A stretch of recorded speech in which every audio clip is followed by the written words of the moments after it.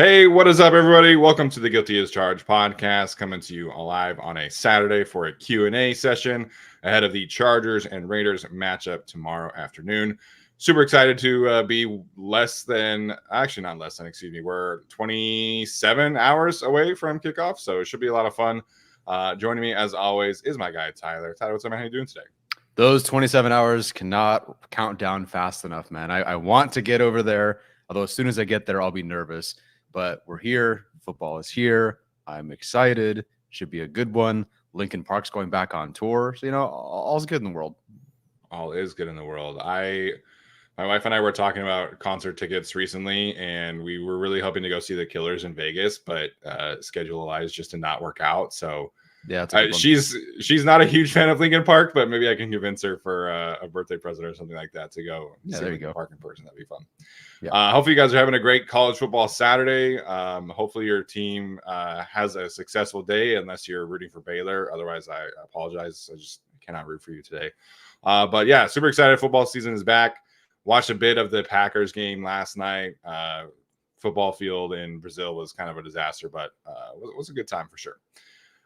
Today, like I said, is Saturday Q&A day. So we are here for you, the people. Obviously, we have some things that we always like to touch on heading into each game. We have like a rundown. It's just the two of us, so we can't touch on every specific topic heading into each week. So if you have something regarding this matchup or regarding football in general, we always end the Q&A shows with some food questions. Anything is on the table today. If you want to ask us anything you want, fire away. Super chats are always encouraged and appreciated, and that will ensure that your question gets answered today for the show. Yes. I want to say that Roger Goodell was talking on the Pat McAfee show about the NFL going to Australia next, which is just kind of like crazy to me. Like, finally, the Thunder Down Under podcast. Yeah. We're catering to our fans. I know. Just crazy. Shout out to the Thunder Down Under podcast, but hopefully the Chargers get down there for them. Yeah. All right, let's start with some injury updates first. Not a ton that we didn't touch on already. DJ Chark officially out this week with the hip injury. Again, he has not practiced. I'm curious if this turns into an injury reserve thing, potentially. We'll find out today if that is going to be the case, and then the Chargers will elevate their practice squad as well. Asante Samuel Jr. did pop up on the injury report. He told reporters that he is going to play. He just had a little bit of a shoulder issue. So not too concerning there. Some people were wondering about like what the plan would be if Asante were to miss. I think that's Dean Leonard territory. I think he's unquestionably cornerback 3. So I think that's what would happen if Asante or Fulton get injured. Dean is the guy that will be ready to step up next after that. Yes, absolutely. It should be Dean Leonard. I was excited to see Dean Leonard this year. I hope I don't see it as early as week 1. It's not quite what I meant by that, but yeah, I have some faith in him to start. But if he's facing Devontae Adams, maybe that becomes more of a Christian Fulton thing. You talked that maybe that Christian Fulton would be that guy anyway. And if it's not Zuma Jr.'s out, maybe just Christian Fulton, you're that guy. As far as the practice squad goes, so Des Fitzpatrick and Jalen Johnson are the only receivers. It's not even Cornelius Johnson, which is something. Yeah. I guess they would go with Jalen Johnson, or do you think they just have the 6 active and go with the 6? I think they would just have the 6. Yeah. The practice squad receiver thing is very interesting because, like, I thought Jalen Gill showed enough to be like a legitimate X factor for them. Cornelius Johnson was drafted. So, it is a little interesting that they did not invest in those guys in the practice squad. But, so I think they would just keep the 6. I think there was a chance that Brendan Rice would be inactive if everybody were healthy, heading in on game days. But I think without DJ Chark active and ready, I think the 6 will be active. I think the 6 will play in some capacity. Some people expecting Brendan Rice to start. I don't think that's going to be the case. I guess it could theoretically happen. But as we said on Thursday's show, to me, like, you start the game with Joshua Palmer as your X receiver, and then you work in kind of everybody else after that. Yeah, I would definitely agree there. What do you think the current? We went into the preseason with a different ranking of who's ranked where.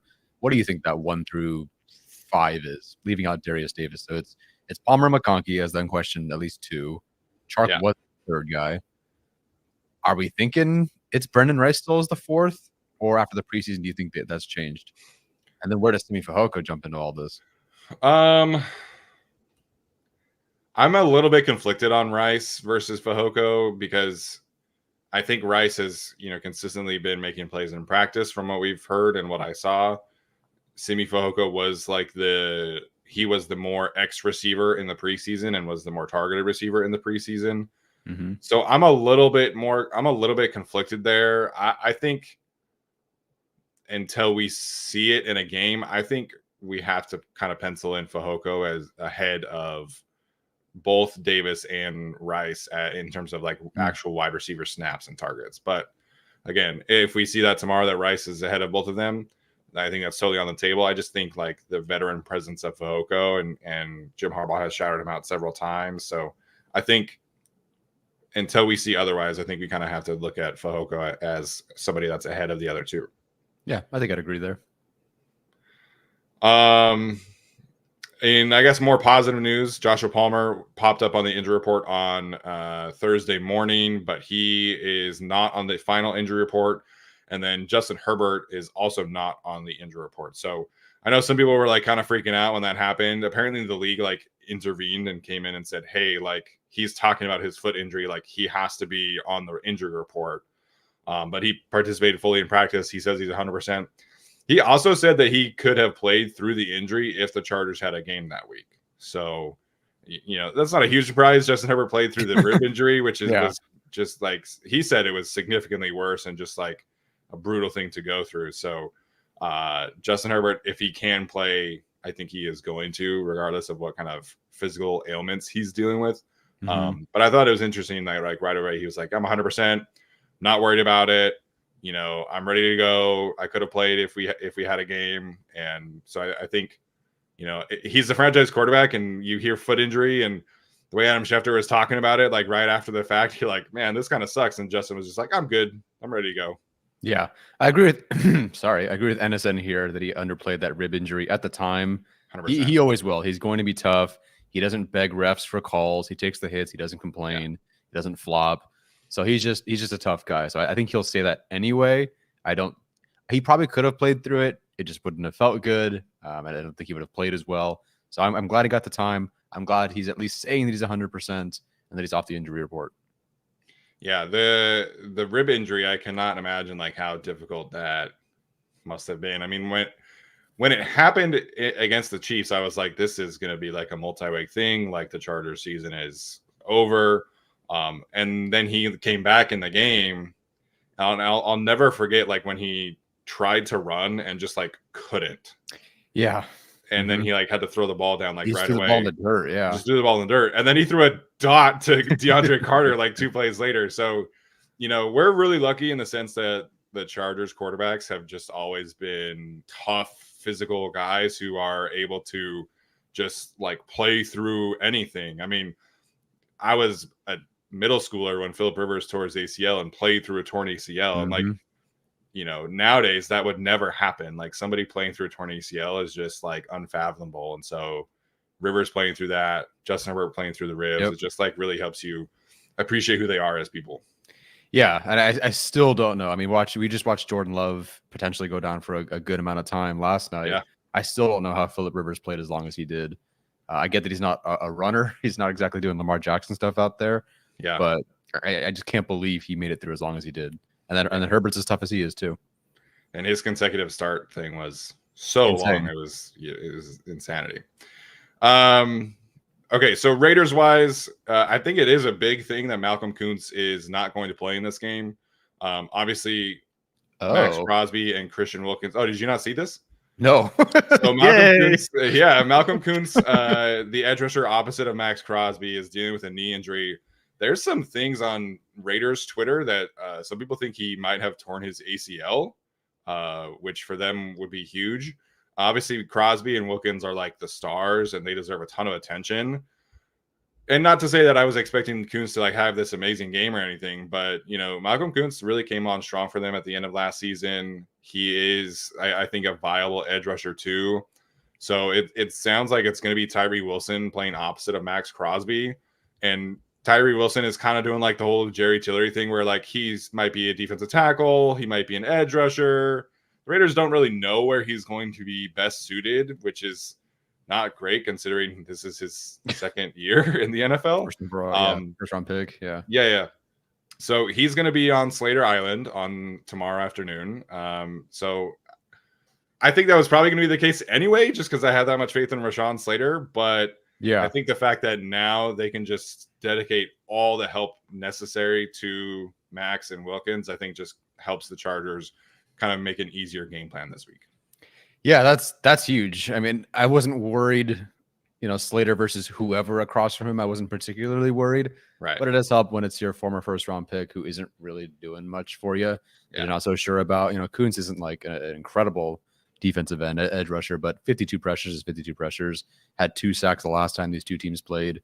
Yeah. So, I didn't know that. So that's music to my ears, I guess. Still very, very scared about Max Crosby and Christian Wilkins playing on the same side. But, like I said, Will Dissly could be an X factor in this game and just help blocking a little bit. Could be fun. Yeah. All right, Tyler, anything else you wanted to touch on before we get into some of these questions? Not necessarily. I've seen like some chatter about different things, but I think the chat is hitting on most of those, so we can go there. Okay. Sounds good. All right, to the super chats we go. First one from NSN. He says, "Let's fucking go 2024. Fuck the Raiders." Appreciate that. Justin Herbert, the man. Fantastic way to kick off the show. Exactly. Did you see Rashawn's quote? Like in Dana Popper's article, where he was like talking about Nick Hardwick and Nick Hardwick's feelings against the Raiders. No, he was like, the exact quote was like, "Yeah, Nick Hardwick has made his feelings like very clear. I think it's like FTR or something like that." And it was like really like I could just picture him saying that in his voice. It's really funny. Oh yeah, Miss Nick Hardwick. It was cool to see him as a media member for a bit too during those San Diego runs. Yep. Next one, also from NSN. He wants to know if Quentin Johnson has elite wide receiver 1 potential and what his ceiling is for this particular season. At this point, no. I don't think he ever had elite wide receiver 1 potential, which sounds mean, but like I'm thinking like Chase, Jefferson, Tyreek Hill, whatever. Like that was never the case for someone that we both had, I think, a second round grade on.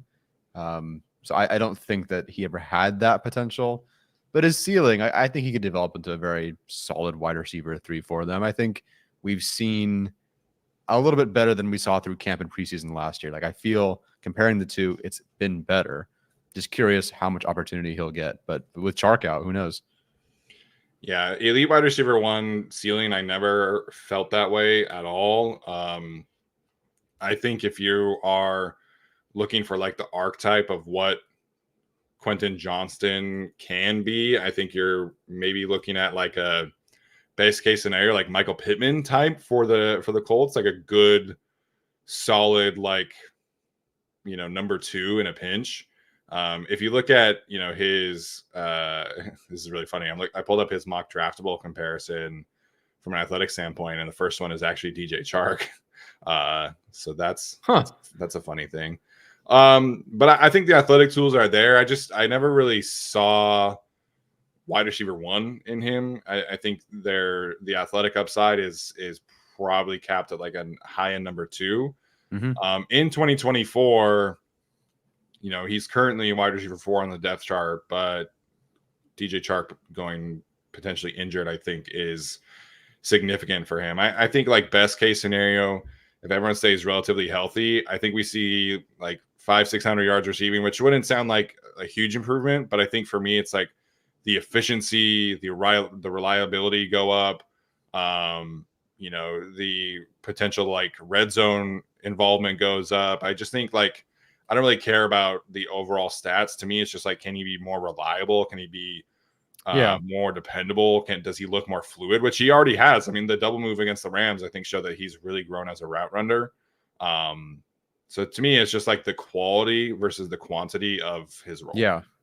Yeah, I completely agree there. I don't think the quantity will be there for him this year to match Zay Flowers or Jordan Addison by any means. But yeah, the quality would be great. That move against the Rams, I don't even know if I saw that on like any time in college that he was able to pull that off. No. Not that they asked him to do it as much, I guess, but yeah, that was an eye opener for sure. It was confident, and I like that. Yeah, the confidence in his route running has gone up for sure. I think him working with Sanjay Lal, who sounds like he's doing great work with the receiver room in general, has been a treat to see. Yeah. Next one from Athir. Appreciate Athir jumping in here with the super chat. He says that he's confident in the Chargers defense and that they will play great this weekend.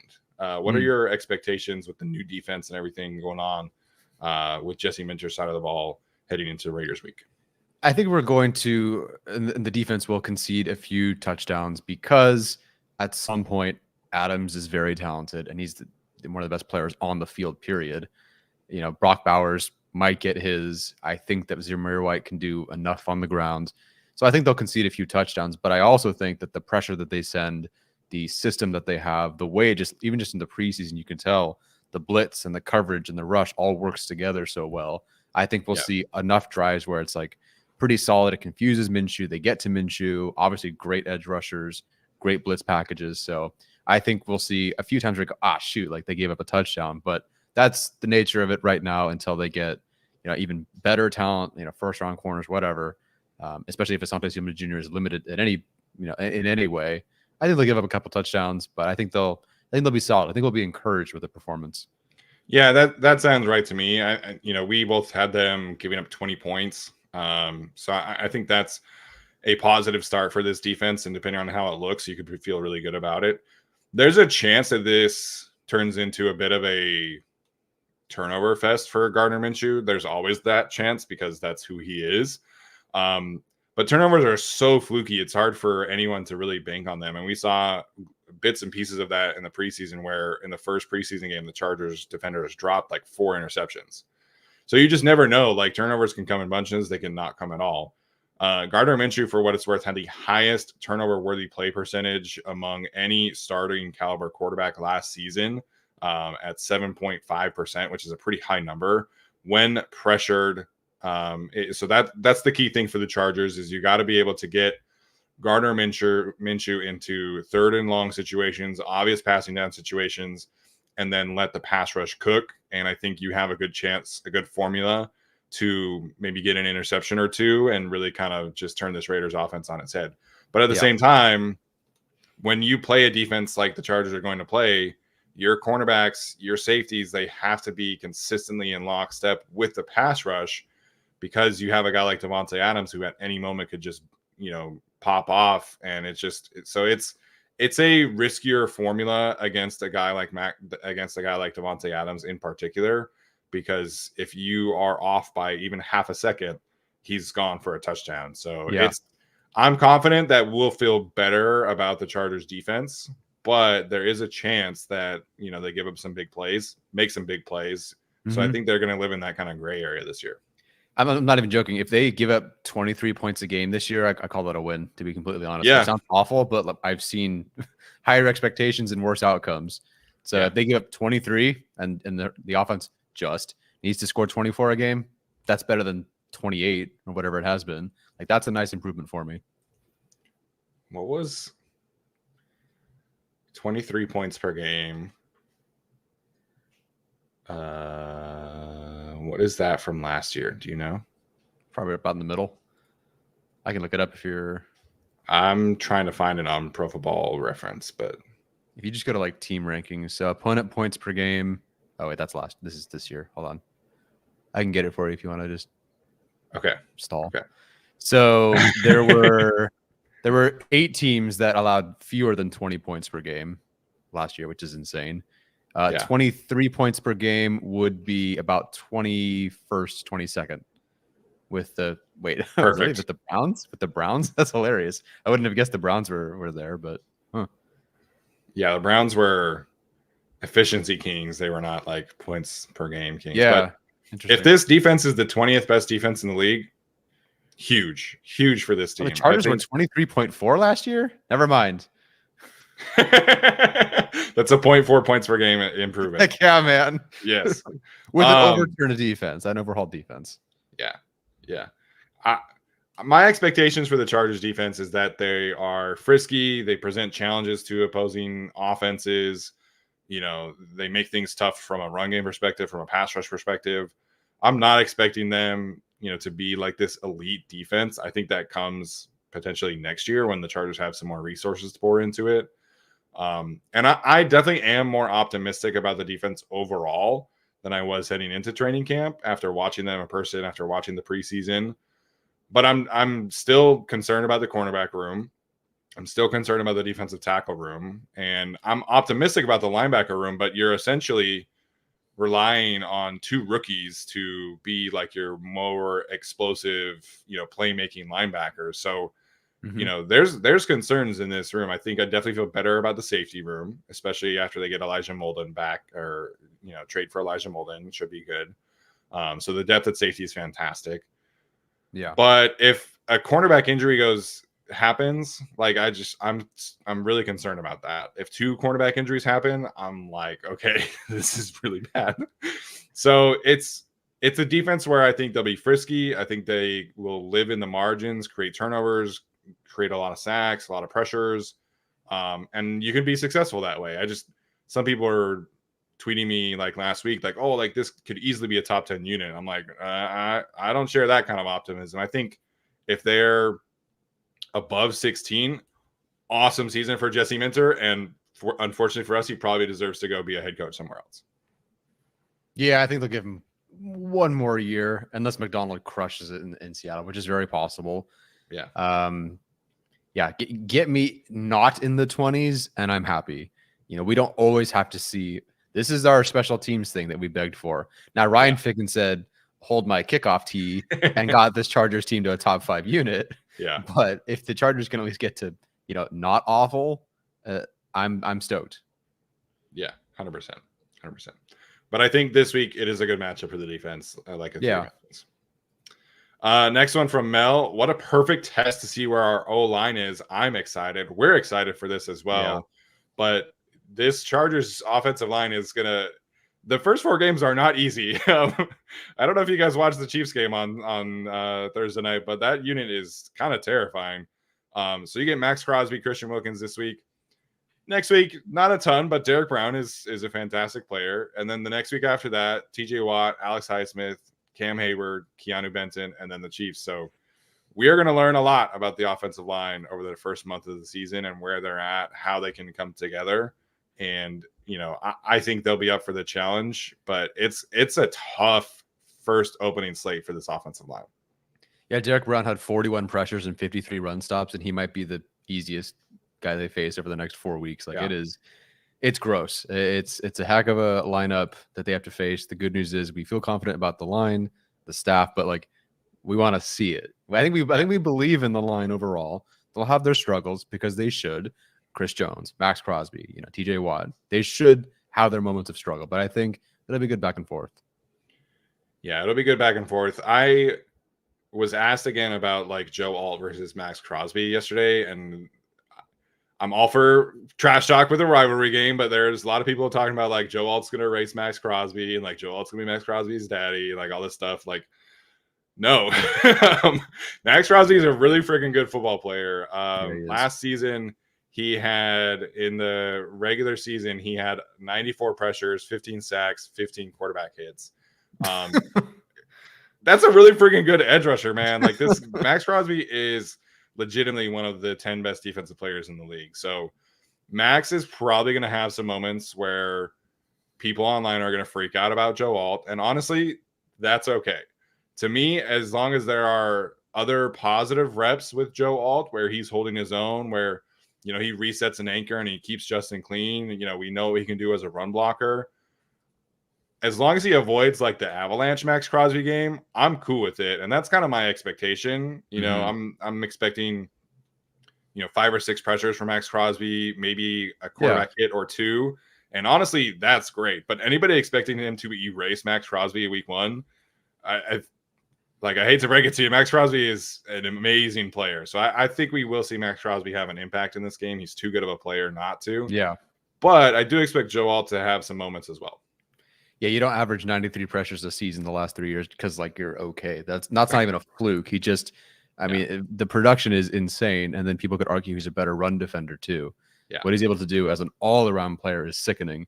I would be more discouraged with the Chargers not having a plan for Max Crosby than Joe Alt struggling against Max Crosby. It's one-on-one. Joe Alt struggles. That's fine. That's totally fine for me. He's still learning the entire right side of the line. Max Crosby is like one of the worst possible matchups because they'll also play the entire game at 100%, which is just a relentless, nasty force.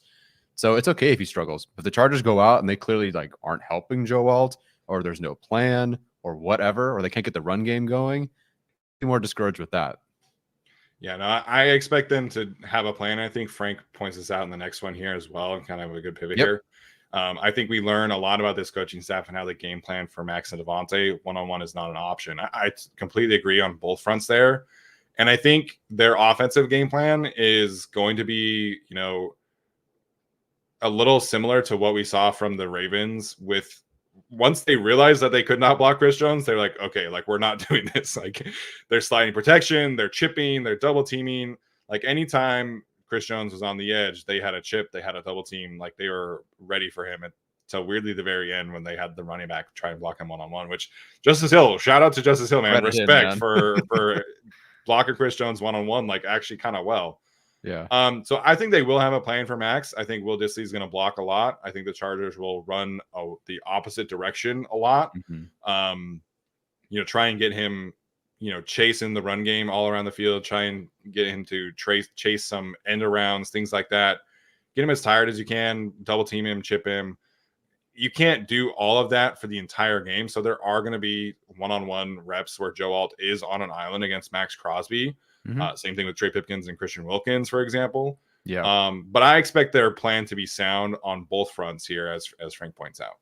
Yeah, I'd be stunned if it weren't sound. So that's why I'd be so discouraged. Who do you think the third down back is? Who's the guy who's pass protecting the most this game? I think it's probably JK. Okay. Yeah, I at least don't think it's Gus Edwards. So I think J.K. Dobbins makes sense. Yeah, I think Gus, his role is very clearly defined, you know, with his early down work, and he can catch the ball and he can pass protect, but it just gives you a little bit extra juice if JK is out there, or Kamani if he's out there. But I expect JK to play a lot on third downs. Yeah, I agree. Defensively, I think we'll see a lot of safety help on Davante. I think we'll see some mix and match coverages. Jesse Minter has spoken, you know, publicly about like his work versus Rome Odunze and Marvin Harrison Jr. And obviously that's very different, but they know when you're playing a top tier receiver that you can't just let them beat you. So I expect Jesse Minter, Mike Devlin, Greg Roman, these guys to have plans for both of the Raider stars. But they are those dudes, so they will make plays. You can't be perfect all the time. Yes. Defense also has plans. So yeah. Gary Rockwell, same kind of thing. Neutralize Crosby or running screens his way. I don't really want to see them run his way personally. I've seen that. I'm running the other way. But you know, I think you can run jet sweeps and throw some screens his way, but it's not something I want to see consistently. I think you're trying to run the opposite way as much as you can. Yeah, it's boring. You know, oh, the Chargers are scared of running at Crosby. No, it's just smart football. Like I've watching, it was the opener a couple of years ago, whether it was Trey McKitty or Trey Pipkins or a combination with a fullback or whatever, didn't work. Like nothing worked. Just you don't have to do it. If Tyree Wilson beats you, hey, I get your thought process. Yeah, if you are running his way, you got to have a double team ready to go. So I think this is a big Will Dissly game as a blocker, and I can't wait to watch like competent blocking tight end on tape. It's gonna be so great on Monday night. So it should be fun. Athir also asking about Davante. My question: will they bracket Adams? I think yes. I think they'll mix in coverages. I think they'll press him. I think they'll zone coverage him. All that stuff. Yeah, I agree. Fun one from Sean here. What's been the best thing that's happened to y'all this week? And I hope something great happens to y'all today. All love. Appreciate that, Sean. This week. So I'm going to include back to school night. I did not know this was going to happen during one of my, because you do rotations, you talk to the parents for 10 minutes, then go to the next class, or they go to the next class. I had a bunch of former students all of a sudden show up. They all didn't plan on being there together. They were just all a bunch of individuals who showed up. I opened my door to let the parents in, and there was like 7 of my former kids just like standing there waiting for me. And I let them in, and it's cool because you're meeting your new parents for the first time. I just looked at my kids and I pointed at them and I was like, if that doesn't tell you, what my class is about, I don't know what else does. So that was really cool. Yeah, that was a really cool moment. Also, I was just like super overwhelmed. I'm so focused on back to school night, and then boom, all my kids are from last year have come to visit, which is really cool because I never went back to my middle school. I don't know about you guys, or high school, or elementary school, or anything like that. So that was pretty cool. And then our test scores came in from last year, and we jumped up with my first year 21%, which is a huge jump. So I'm pretty stoked with that. Yeah, that was huge. Yeah, so it's working. Yeah, it is working. Mine's not as monumental as that. Anybody who works in education, and I think other companies do the same thing, but you have a PLC, and I am the PLC lead for our counseling team. Been the PLC lead for 2 years, and our company just decided that they were going to introduce a PLC stipend. So now I get to get an extra bonus for the work I was already doing. So it's great. First PLC stipend hits on Monday, actually. So excited for that one. Oh, that's way cooler. Yeah, forget my kids. Where's my stipend? Do I get a stipend for every kid that comes back?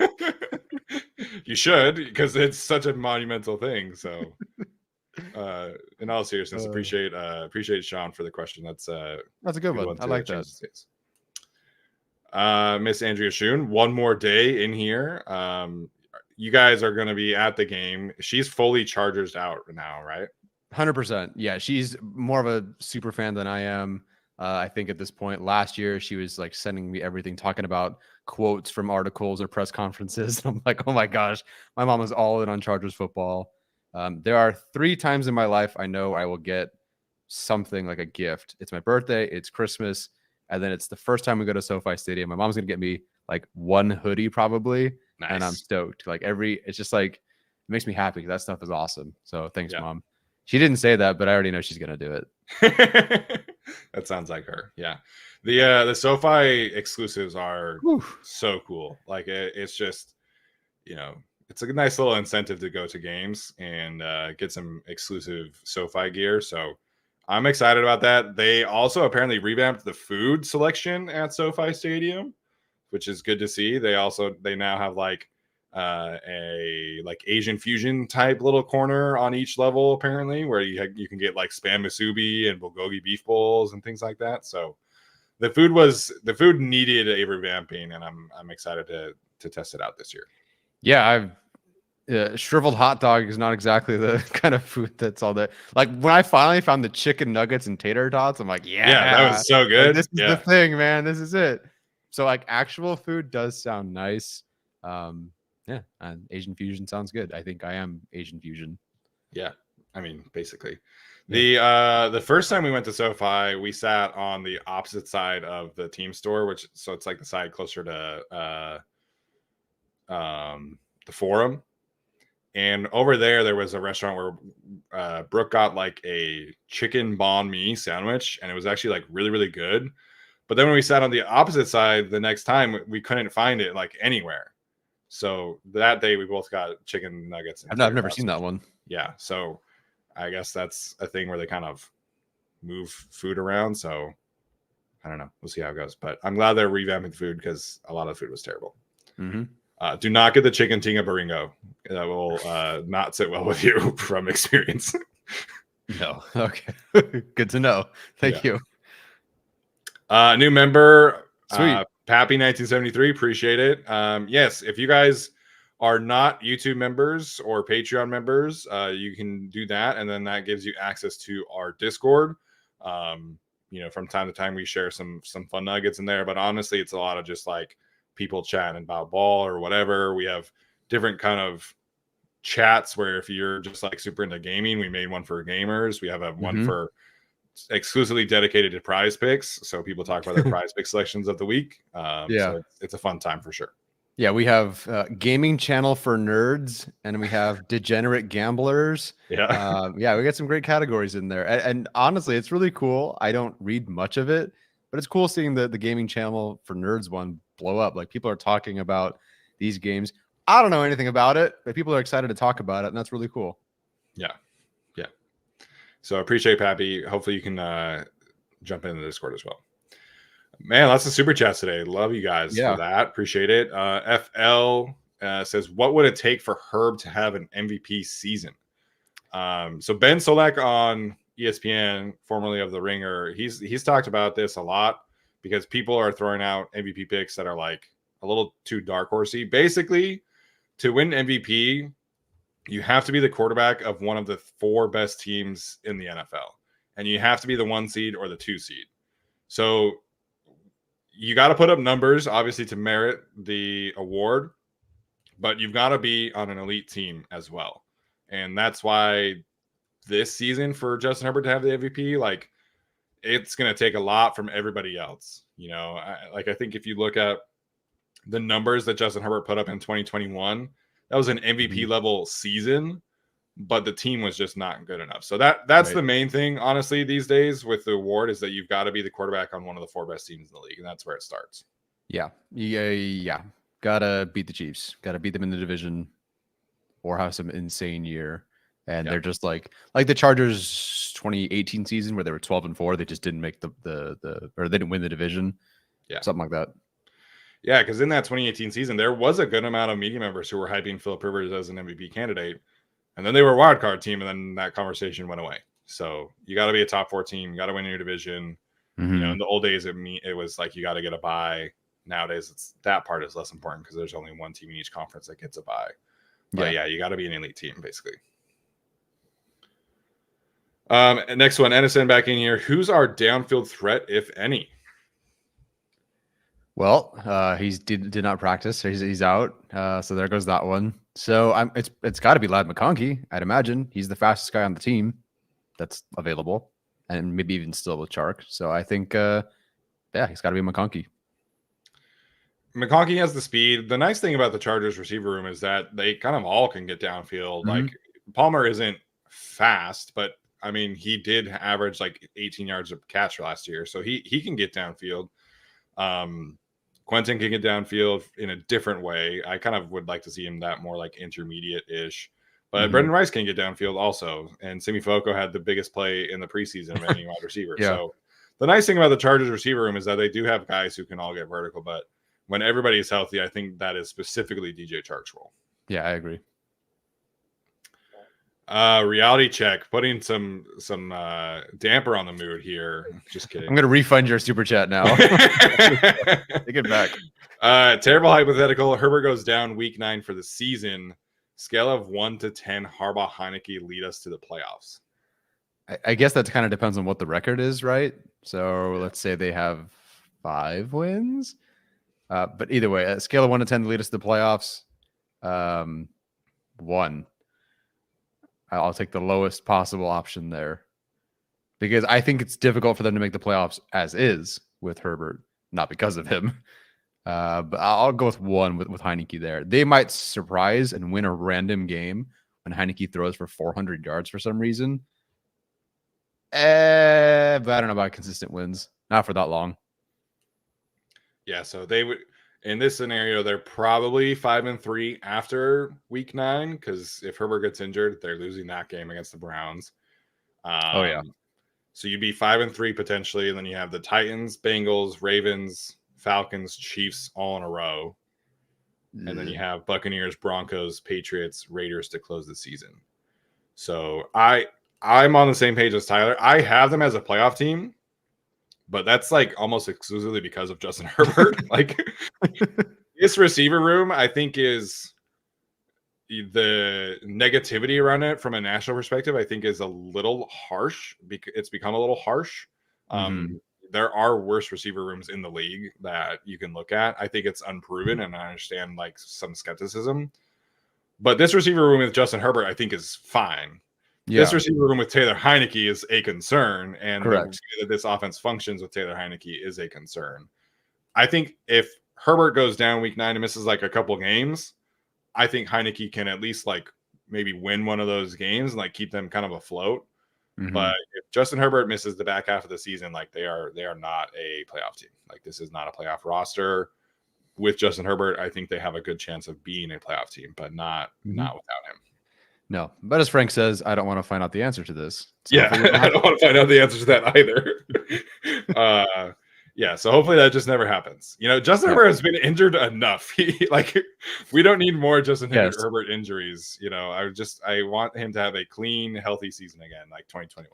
Yes, give me a healthy Rashawn Slater, Justin Herbert season. Like just give me that. You know, throw in Joey Bosa and Josh Palmer and the whole team. But you know, I want to see the best players stay healthy. Yeah. I interviewed Eric Smith, the Chargers team senior writer, last week, and we were like just kind of going through some things, and he's like, yeah, if like you look at all of the star players, the only one that he's seen like be fully healthy and productive is Khalil, because he didn't see Derwin's best season. He wasn't here when Justin had his best season. He missed Rashawn's best season. So it's just like he's like, yeah, all of you guys that are talking about these guys, like I am also excited to see them. So I thought that was a funny thing for him. But yeah, just stay relatively healthy. Yep. And Justin specifically, like he's coming off of the 2 finger injuries, the torn labrum, the ribs. Like he's been through enough. Yeah. I don't know if there was a question attached to this one from Lorenzo. I can try looking for it if there is one. Oh, there's a follow-up from him. So I don't know if that was what he was going for. Gotcha. Yeah, Marshawn Lattimore, I think it's probably gone out the window. He's injured, and there's talk of him missing like extended time there. So I'm good there. I'm okay. Yeah. How's Greg Newsome? Newsome very much would love that. Mm-hmm. The Browns are also trying to like make their quarterback not be super relevant. So I think they need all their defensive pieces. Yeah. But Mark Andrews, baby, let's go. That could be a fun one. That could be a fun one for sure. The Fit Freestyle Kid. What is your confidence level in Trey Pipkins as a guard? Seems like the biggest question mark on the line to him. Confidence in Trey Pipkins as a guard. I'm more confident having watched the 12 snaps of him against the Rams, because for whatever reason, I watched it and I watched obviously how fast you can move, how different that is than Jamari Salyer, and you go, yeah, I kind of get it. You know, there might be some issues for many other reasons. Obviously, trying to play guard for the first time, that'll come with some bumps and bruises. But watching it and how they worked him in the run game, you go, oh, okay, I get it. Yeah, I think they have a good plan for him. I think I'm still going to be a little concerned about some of his, just like lack of short area quickness, because he is a good athlete, but it's just the reaction time I think is going to be a big adjustment for him. And again, like he's going up against Christian Wilkins, Derek Brown, Cam Hayward, and potentially Chris Jones in the first 4 weeks. So like, I am confident that we'll see him be an above average guard overall for the whole season. But there's still some matchups like here and there that I'm going to be concerned about for Trey. And again, that's okay. Like I think Trey as your 4th offensive lineman, as opposed to like the 2nd, like he was last year, that's a great situation for the Chargers to be in. Yeah. So I think you and I kind of agree that Bradley Bozeman is the biggest question mark on the line right now. I'm kind of okay with where Trey is at guard overall. Yeah, I agree. Athir back in here wants to know first touchdown, if it's Ladd or JK. He is picking Ladd. Can I pick Gus Edwards? You can pick whoever you want. I think I'll go with Gus Edwards there if I got to go first touchdown. But between the two, I think I'll go Ladd. I don't know. I think they have something creative with him. Yeah, that's probably fair. I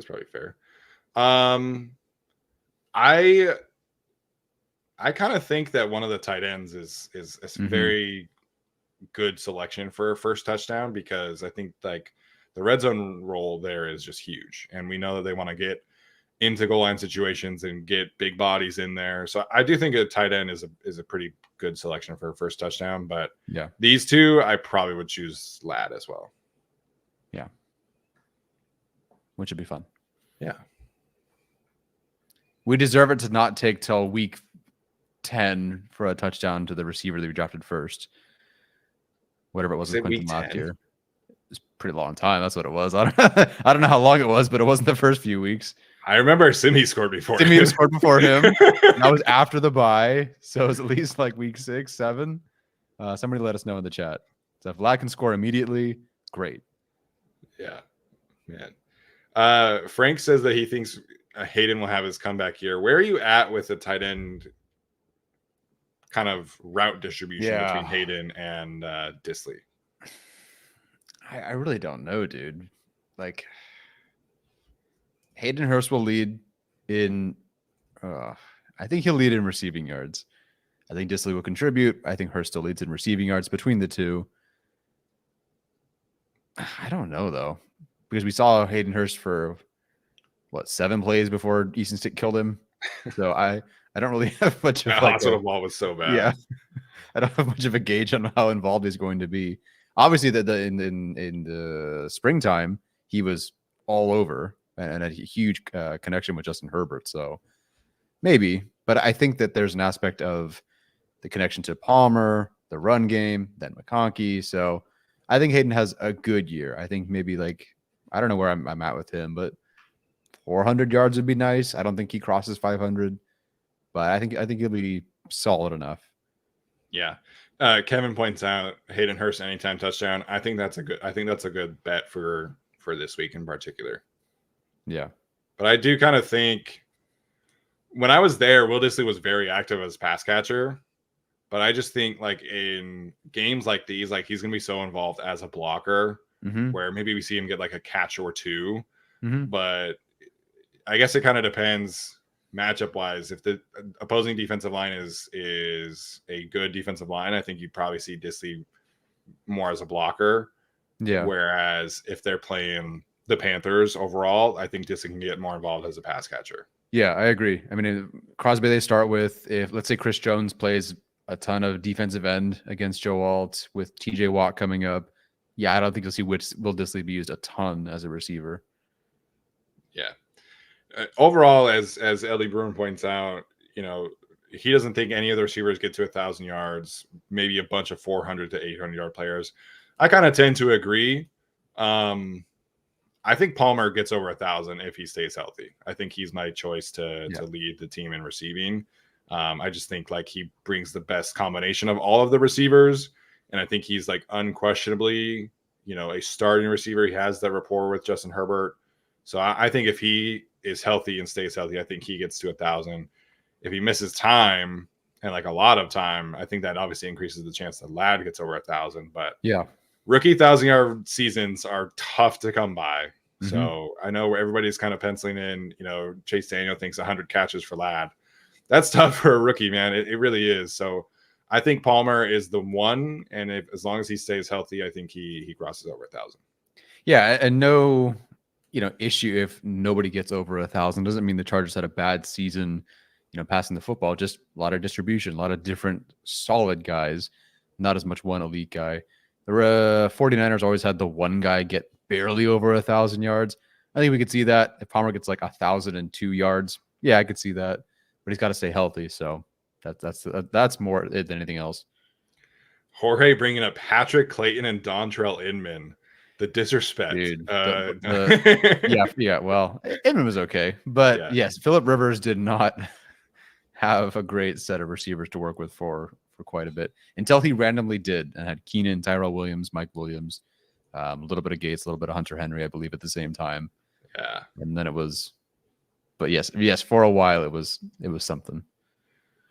Yeah, there was that one season where I'm trying to find the exact season. I want to say it was 2012. Where Malcolm Floyd was the wide receiver one, and then and he had 650 yards. I think it was Vincent Brown. Denario probably got hurt. I'm getting my years mixed up at that point, but yeah, wasn't great. See Azura Tutu. We know the names, we know the plays. I can say Azura Tutu. We all think of the same play. Yeah, so 2012, Malcolm Floyd had 814 yards that led the team. Denario Alexander was second at 658. I think Gates, this must have been the suspended year because he only played 12 games, 538 yards. Ronnie Brown was the fourth receiver with 371 yards. Yeah. Eddie Royal, Robert Meacham. Yeah. Oh, gosh. There was a year Danny Woodhead was the leading receiver. Yeah, I remember that one. That was great for fantasy. I'm pretty sure I had him in fantasy that year, so that was fun. Yeah. Yeah. And then Keenan came in 2013, and that was kind of great. That helped. That helped a lot. But then those years where Keenan was injured, it was like brutal. Yeah, so was it 2016 Keenan got hurt the first game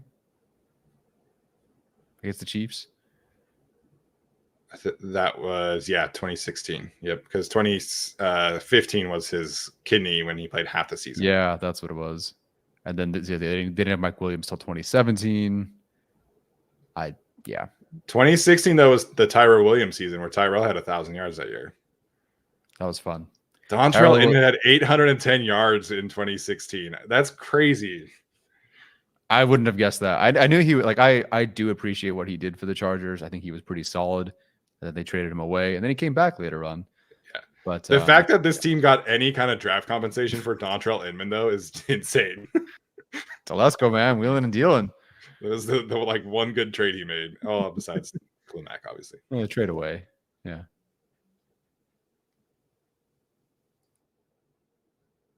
Yeah, good times. I missed the era. I missed the era. I would have been more frustrated if we were podcasting then, had the internet then. Yeah. Going through the end of the San Diego era would have been not fun. Not fun. Nope. The director posted Philip Rivers' like final press conference that he like got all emotional at. That was a tearjerker for me. Yeah, that was a tough one. I mean, the dude went out swinging. You know, he always said like he didn't care what he cared, but he didn't care what his stats were as long as the team won. So that year was a lost year, and everyone felt it. But he was swinging, and I appreciate that. Yeah. That last season of Rivers was a tough watch just because the team around him was so bad that year. Like we had such high hopes coming off 2018, and just like immediately everybody was injured, and it was like back to square one again, where it was just like basically Rivers and Keenan. The offensive line was terrible, no run game. Yeah, they fired their coordinator. Defense sucked. Defense, yeah. Yeah. The sad thing is that kind of sounds like most years. It's kind of been the Herbert experience too. Yes, exactly. Come on, Harbaugh. Come on, man. Yeah, my goodness. All right, we have 7 minutes left. We will take some questions here. Jorge says Spencer Pulley at center. Is this just becoming like the thing where we just name random Chargers again? Because if so, I'm all for it.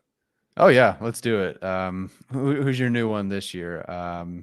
Rivers. Oh, Gunnar Rivers 3-0. Oh, Philip. Oh, sorry. Well, also Gunnar Rivers. But yeah, cool. He's a win. He's a proven winner everywhere he's been as a coach, is what I'm hearing. So yeah, next Jim Harbaugh. Brian Walters, the preseason GOAT.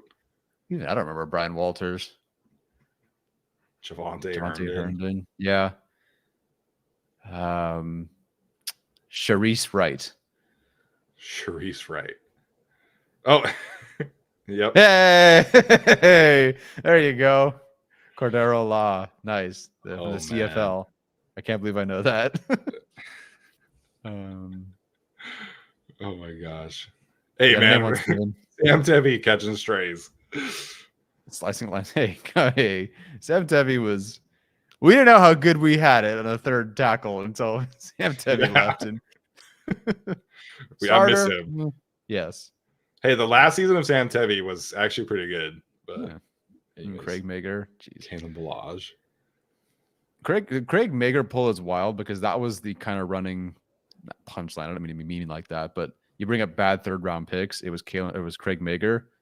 It's now JT Woods, man. Like I'm pretty sure Craig Mager played more snaps and played special teams. Yeah, Mager played and like actually made an impact.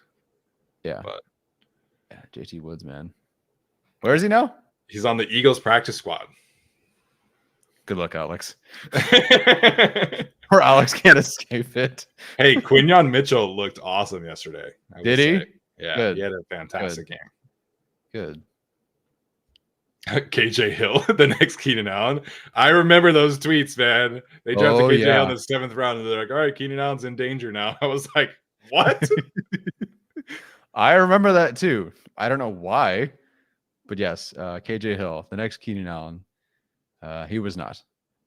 I still don't know what happened to the oh gosh, who's the other guy they drafted that year? The gadget guy. Oh, Joe Reed. It is Reed. Oh, okay. Yeah, I remember he had like the sick end around for a touchdown against the Jaguars, and we're like, here we go, and then nothing. Dude, you want to talk about preseason expectations? Anthony Lynn compared that dude to Percy Harvin, and that sent the fan base into a tailspin. And then he never played. I was like, yeah, that's the thing. Like, if he played and was bad, that's all right. We never even got to see him. He benched Percy Harvin, who's definitely stepped out of bounds in that game against the Chargers in 2014. Yeah, Tevin Reese, the wish version of Xavier Worthy. Yeah, Devin Reese. Telesco drafted Speed once and then cut him and said, never mind. Miss me with that. I'm not doing that again. Oh, my goodness. Oh, Michigan's getting boat race right now. Oof. 24-3 at halftime. Texas might be the team this year. They look awesome. Yeah. Yeah, I mean, Texas is not, I don't know. I can't think of another team. But how about USC winning that game, though, guys? Hey, I have never in my life seen USC tackle and play the run like they did against LSU.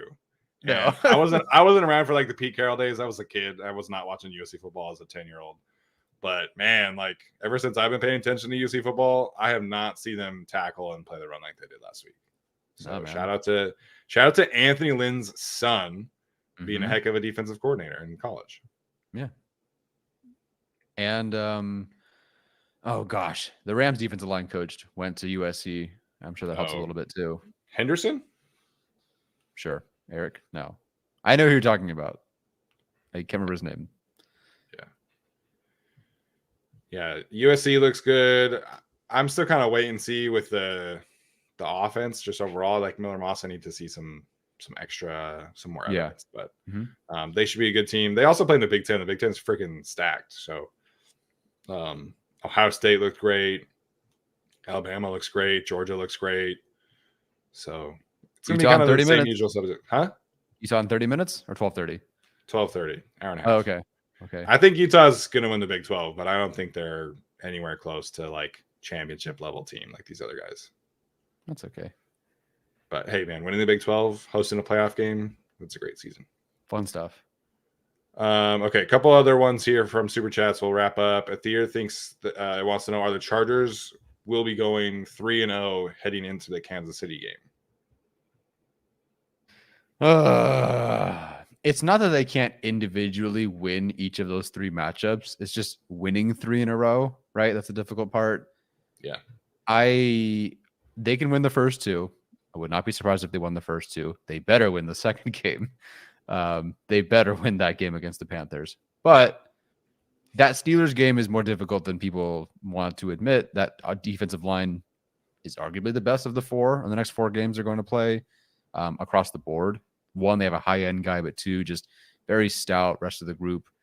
And it's just difficult to beat Pittsburgh, man. It's always been difficult. People forget, like, we all bring up the Jason Verrett game against Antonio Brown. They lost that game to Michael Vick. Like, they lost to Michael Vick, the Steelers quarterback. They lost to Duck Hodges. Like, I know the Steelers quarterback situation isn't great, but again, I've seen them lose to the ghost of Michael Vick and Duck Hodges. So, I don't know. That's a tricky one. But if they handily win the next 2 games, I'll pick them to win against the Steelers. And yeah, they can go 3-0. Yeah, 3-0 is possible, but I currently am not going to pick them to win the Steelers game. I think the Steelers just present enough of a challenge up front. They're more established, and their offense isn't great, but I expect them to be able to run the football. And it might be Justin Fields that week, which I think actually Steelers should play Justin Fields, like, if we're being completely honest. Yeah, just let it rip. If it's Russ and Russ is back and that's his first game back from this like calf injury thing that's going on, I think it'll be closer. But right now, I just think the Steelers are good in all the spots that will give the Chargers problems. Mm-hmm. So, yeah, I agree. I think 2-1 is very safe. Yeah. I'd be surprised if it's worse than that, honestly. But we'll see. Gary, last one. Why doesn't Fehoko get more love?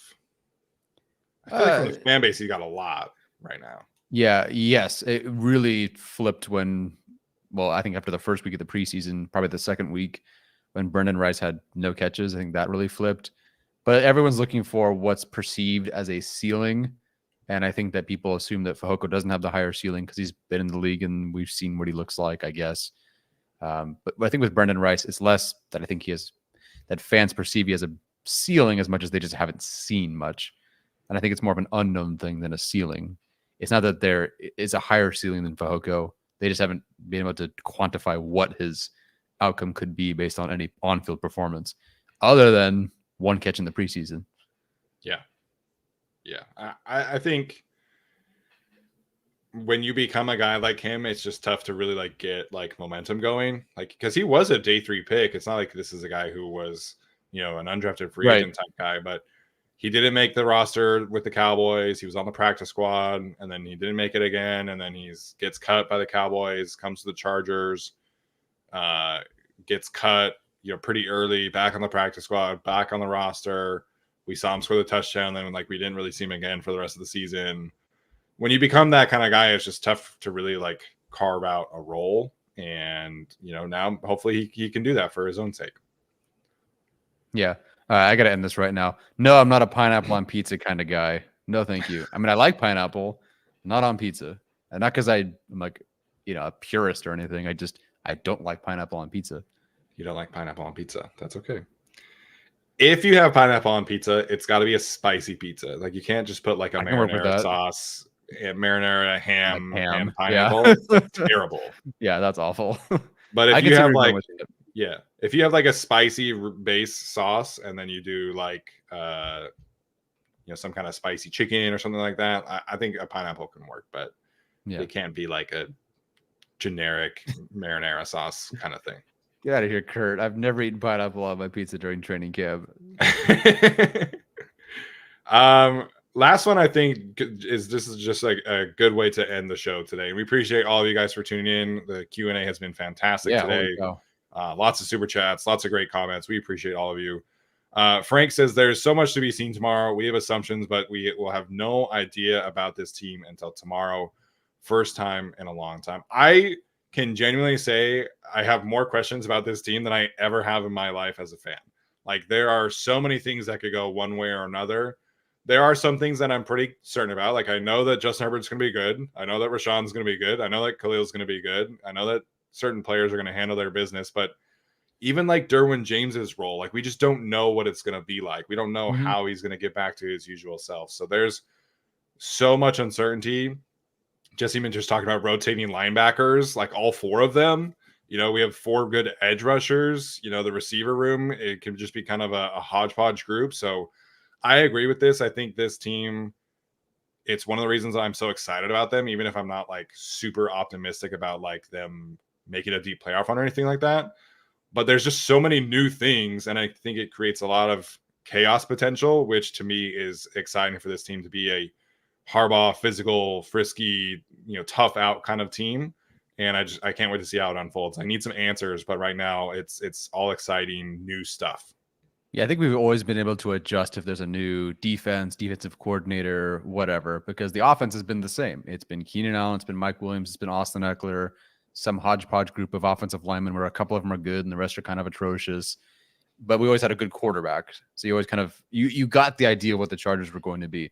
This year, I have no idea. Like, we cannot sit here and definitively say with 100% certainty who the wide receiver 1 is, or who the wide receiver 4 is, or who the pass catching running back is, or there's so much about this offense I don't know, and that's really, really exciting. I think it was it Patrick Graham or Antonio Pierce who said, I'm anxious about this game because I don't know what the Chargers are going to do. They can do so many different things. I don't know what they're going to do. So I feel the same way. Antonio Pierce. Good thing I don't have to stop them. Yeah, so it's just it's going to be a brand new experience. Like, there's, so many things that could happen tomorrow that I'm just like, what is going on? Like, it's a ton of fun. I can't wait to see how it unfolds. We appreciate all of you guys for tuning in today. Tyler and I are going to be live recapping the game tomorrow night after Sunday Night Football, which should be a good game tomorrow night as well. Great football weekend. Hopefully you guys are having a blast. We appreciate all of you for tuning in. Make sure like, comment, subscribe, all that good stuff does help continue to grow the show. 20 super chats also helps grow the show. So we appreciate you guys. That's going to do it for us today. This has been another episode of the Guilty as Charged podcast.